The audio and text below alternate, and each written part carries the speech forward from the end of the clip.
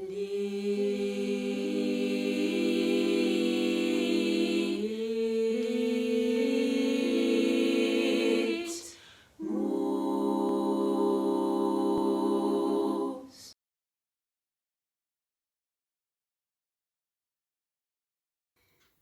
für unsere MSGler. No introduction needed. The Wizard of Oz by L. Frank Baum. On the way to the wizard, Dorothy and the Scarecrow are joined by the Tin Woodman.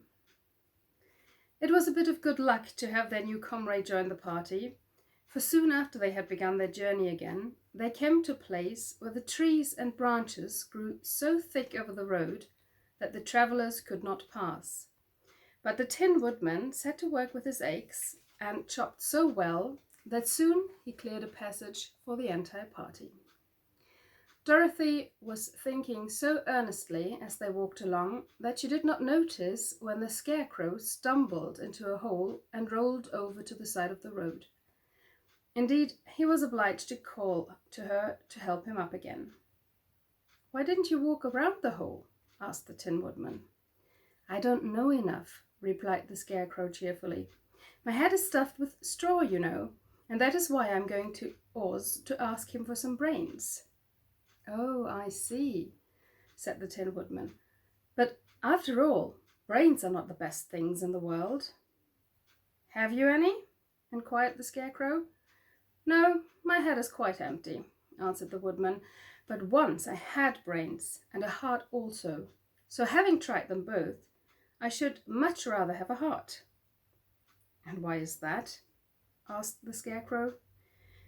"I will tell you my story, and then you will know." So while they were walking through the forest, the Tin Woodman told the following story.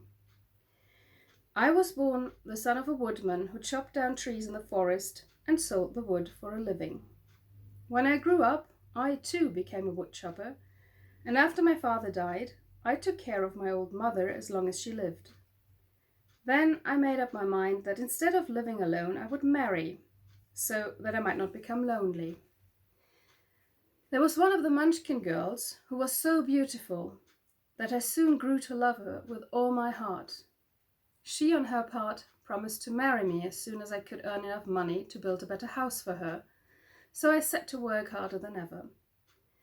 But the girl lived with an old woman who did not want her to marry anyone, for she was so lazy she wished the girl to remain with her and do the cooking and the housework.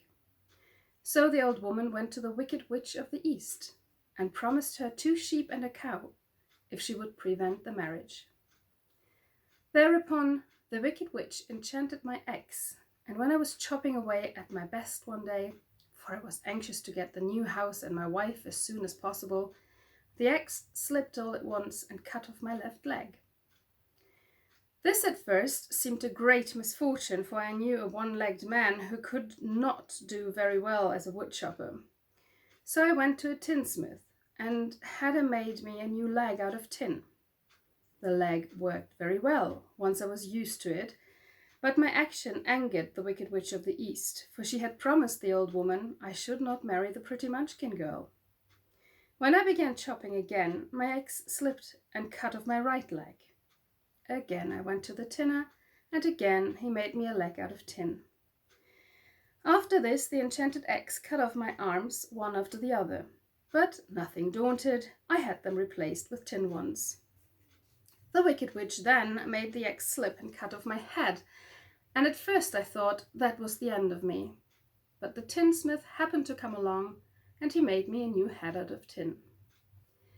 I thought I had beaten the Wicked Witch then, and I worked harder than ever, but I little knew how cruel my enemy could be. She thought of a new way to kill my love for the beautiful Munchkin maiden, and made my axe slip again, so that it cut right through my body, splitting me in 2 halves.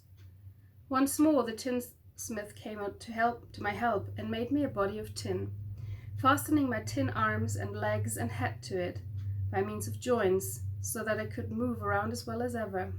But alas, I now had no heart, so that I lost all my love for the Munchkin girl and did not care whether I married her or not.